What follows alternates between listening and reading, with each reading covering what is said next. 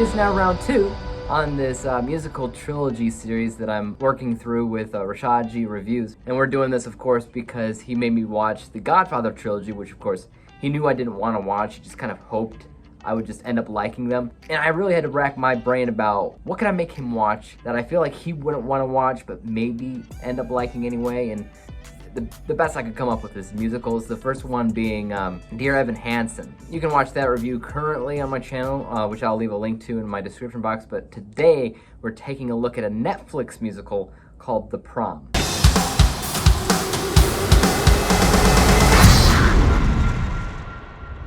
The Prom is essentially a film about a lesbian who wants to go to prom but isn't allowed to because the PTA board somehow has enough power to shut down prom altogether because they don't want one lesbian couple going. This causes an outrage, and some people from Broadway decide to march on down there to help this girl out and to help open everybody's eyes on a matter that's honestly pretty darn important, and the rest is history. So just like Dear Evan Hansen, I already reviewed this movie. And when I went back and I watched the review that I had for The Prom, I think I did a pretty good job, and I don't want to just rehash everything that I said about it back then. I'll also leave a link to that in my description box. I think in general, I'm just gonna say in general what I thought about this movie. The good, the bad, all of that. And Rashad's gonna be joining me in just a hot second. But first, I'm going to talk about some positives here. If you're a fan of musicals, I think that this is the movie for you. It's uplifting, it's joyful, it makes you kind of want to dance a little bit. It's colorful, it's feel good in nature, at least it was to me. Not all the songs are going to click with you, but there are a select couple that definitely worked for me, and I found myself rewinding the movie to watch those songs again. But beyond that, I think it's really important to note who made this movie, which was Ryan Murphy. You might recognize his name as the guy that's, the head of the American Horror Story series, which is completely different from this, but he also made Glee. Obviously, this is a musical, so it fits Glee a lot more than it does American Horror Story, but it actually fits Glee in terms of spirit as well, which is something that I mentioned in my original review. And I think it's really important to note that, because Glee was a TV show that, above all else, was kind of famous for giving a voice to minorities or people with a less traditional sense of, their sexuality and what makes them them. They were so famous for it that people had approached the actors in that show, to probably Ryan Murphy, to everybody, basically thanking them for showing these people in an honest light. This does the same exact thing, just in a movie format, because this thing's entirely about intolerance, in general. It's a little bit over the top because I don't really sense anybody actually stopping a prom for one couple, but it is, however, in the realm of possible things that I could see a PTA specifically gunning for. I could see them trying to do it, but I don't really see it happening in Indiana, which is where this film takes place. And the main reason why I say that is because I grew up in Indiana. The worst thing you can really say about Indiana is that it's boring. There's not much happening there. Not many famous people have come out of Indiana except for Kylo Ren himself. So it's not like the racist capital of the world. It's not the sexist capital of the world. It's not the homophobic capital of the world. It's just pretty much a blank place that nobody really thinks about. If this film or the story took place in a southern state like Texas or Florida, the whole don't say gay bill thing, that would 100% make more sense than being in Indiana. I'm just saying. I'm not just saying that as a Hoosier that grew up in Indiana. I'm saying that as a logical standpoint, where people are crazy in this country is Texas and Florida. If you're somebody that hates a PC narrative, this is not the film for you, whether you like musicals or not. It does it in such a almost tongue-in-cheek way. It knows exactly what it is, and it's over the top when it does it, and unrealistic, of course, because it is trying to extend the idea of how ridiculous it is to be against somebody based off of their sexuality. I'd go as far as say it's metaphorical. A lot of musicals are, because musicals are really geared into emotion and just kind of singing heart songs, as I like to call it, which I borrowed from a TV show, but it makes sense why they called it a heart song, because these are always about not what people see and hear in real life. It's what they're feeling, and music's always tied to emotion anyway, so it makes sense. So this is a metaphor. It's over the top in order to extend that thought. Now, I do have some negatives to talk about with this film. Don't get me wrong, and I will talk about those in just a hot second. But first, let's hear what Rashad had to say about The Prom.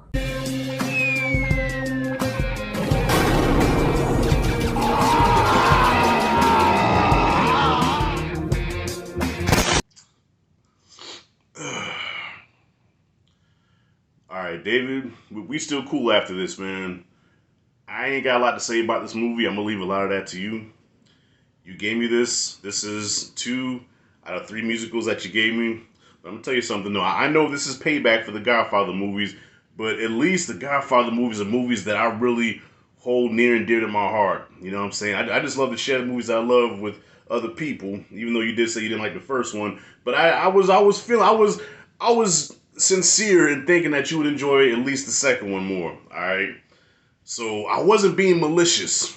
This is just malicious. All right. It's malicious and it's evil. Okay. Evil people.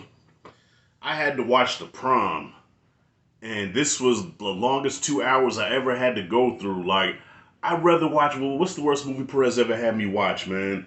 Whatever the worst movie Perez, like, all right, okay, I didn't care for Holes. I'd rather watch Holes again. All right, one of my least favorite movies this year, The Northman. I'd rather watch The Northman in slow motion. Okay, listen, I'd rather eat cat shit with a knit needle than to watch this movie again. And I feel like I almost had to tread lightly about this movie because of the subject matter, but fuck that, man. I'm gonna say what I want to say. Okay, I know what the movie was going for, and I applaud it for that. But sometimes that frosting can be a little too thick. It can be a little too sweet. Like, you ever buy like a cake from Walmart and you have to like take a butter knife and scrape a lot of that frosting off because it's too damn sweet? You know what I'm saying? That's no pun intended. But you know what I mean? It was just too, what do they say, on the nose or on the chin? You know what I'm saying? Like, I get it. I get it. You know, you're trying to send a message here through this, man. But sometimes that message is so in your face where it's unrealistic, and it's like, come on, man, nobody does this shit. At least not that I know of. All right, let me tell you something. My daughter's in high school. Okay, my daughter's high school is probably, I'd say, maybe 30% homosexual. Okay, and guess what? Nobody gives a fuck. Nobody cares. All right, you don't have people walking around saying, "How could you be gay? That's evil. It goes against the Bible. Oh, gay people are wrong. They're just wrong." Nobody cares. You know what I'm saying? So this movie, I can see this is a period piece that took place a long time ago. But you talking about today's times, man? Most people don't care about that shit no more, man. This don't, y'all what y'all, it is what it is. But this movie made it look like because of one student, one girl, all the parents got outraged, and like Frankenstein, they all got together and said, you know what? We're gonna protest and we're gonna keep our kids from going to prom because there's one girl. Horse shit. And then you have these 5 Broadway actors or whatever, led by Meryl Streep, that come into this town to get a little PR or whatever, and they try to help this girl out. And look, nothing about this movie worked. All right, the music didn't work, the acting didn't work. Meryl Streep, she's a legend in the game. Her scenes with Keegan-Michael Key was so cringe. It was ridiculous. All right, I'm like, because at first I'm like, come on, man, I know you're not gonna do that. Yep, they're gonna make them a couple. Okay, and then they had this big celebration at the end, like, yes. Gay people are finally accepted. Newsflash, gay people have been accepted. This movie's about 20 years too late. Okay, gay people have been accepted. So what the hell, man? It's almost like, is this supposed to be like a victory or something? And I looked at when this movie came out. It came out 2 years ago. Nobody gives a shit about that no more, man. I guess so. Guess what? Gay people live in the world. According to this movie, gay people just landed here from fucking wherever. All right, from whatever planet. Gay people landed here and people don't know how to act. You know what I'm saying? That's what this movie's trying to convey. No, this was too long, too boring, whack. You know what I mean? And just that frosting was just too thick, man. So with that being said, this movie gets a D-, borderline F. Hated it. And the whole time I'm watching this, all I can see is David sitting there twirling his mustache like, or Mr. Burns. Excellent, or Dr. Evil, I got him. David, Don't do that. All right. I picked out something that I thought that you were gonna like, and I was wrong. You picked these out for me because you know I was gonna hate them, and you were right.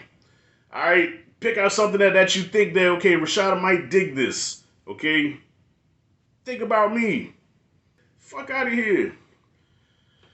That's it and that's all, y'all. I got that out the way. What's next? Tick, tick, boom with Spider-Man. Let's see how that goes, all right? That's it and that's all. Thank you to Rashad for giving me those thoughts. I am so sorry. Before I go on, you guys can check out Rashad's channel. I've left a link to that in my description box below. Great guy, very laid back, very funny. I highly recommend you check out his channel because sometimes he and I agree on things, like really, really agree on things, and other times we couldn't be further apart. And this is an example of that because I don't understand the hate. I once said, in my original review, I even said that even if you hate musicals, you can get something out of this. I understand now that that was not the right thing to say because, like Rashad said, and I will agree with you on this, it's definitely laying things on really, really thick. It's on the nose. And yeah, I guess the frosting is a little bit too sweet, as you like to say. That doesn't really bother a lot of people who are fans of musicals, though. That's the thing that bothers people who aren't a fan of musicals. Because the people who love musicals don't really care. They just want to listen to the music, they want to see the choreography, they don't care about anything else. And if you don't really care about that kind of thing, this movie's great. If you do, like Rashad, you're gonna hate it. Now, I will admit that I don't love every song in this movie, like I kind of mentioned before. There's songs that seem kind of pointless here and there. They definitely pad the runtime, and this movie is a little bit too long for its own good. It feels long, and even when the songs are actually important and they need to be there, like I honestly feel like a majority of the songs here are important. Because it's so long, you almost check out. Even if you love it, you almost check out, and I almost checked out because of that. It kept bringing me back though, because there's parts of this movie that I actually love, and there's just stuff where I'm just like, okay, let's move things along. So yeah, I think runtime is a little bit too long. But at the same time, I don't really have many negatives other than that. Just look at the appearance of the film and how they operate with lighting in the film, like with film lights and how they change the lighting and the color simultaneously. It's really good. It looks fantastic. It knows exactly what it wants to be in terms of visuals. Look at casting. And a lot of people don't really like James Corden. I don't really understand the hate. Yeah, he's in a lot of stuff and he's almost always acting like himself, but I can't look at the movie and say he was wrong for the role. I felt like in general he felt right for the role, even if you don't like him. Joe Ellen Pellman, who plays the main character in this, did a fantastic job. I couldn't imagine anybody else in the role. The only other negative that I can honestly say is that the characters of Broadway, they feel incredibly useless. Like if you're sitting there thinking about the narrative and picking it apart, what exactly are they doing? What are they adding to the narrative? Almost nothing. Like the whole reason why they come there, it's pointless. Because the government had already gotten word of what was going on in this high school because of Twitter.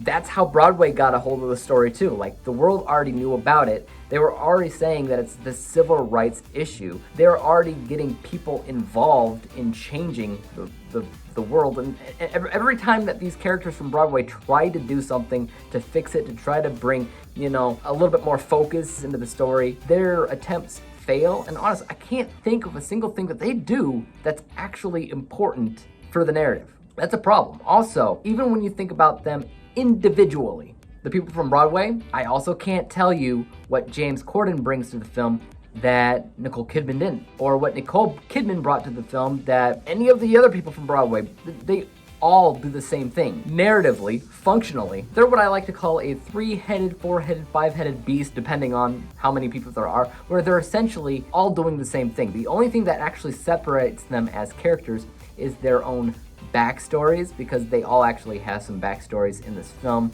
and that's good for character development, but it's not really good for functionally giving them a role in the grand scheme of things for the narrative.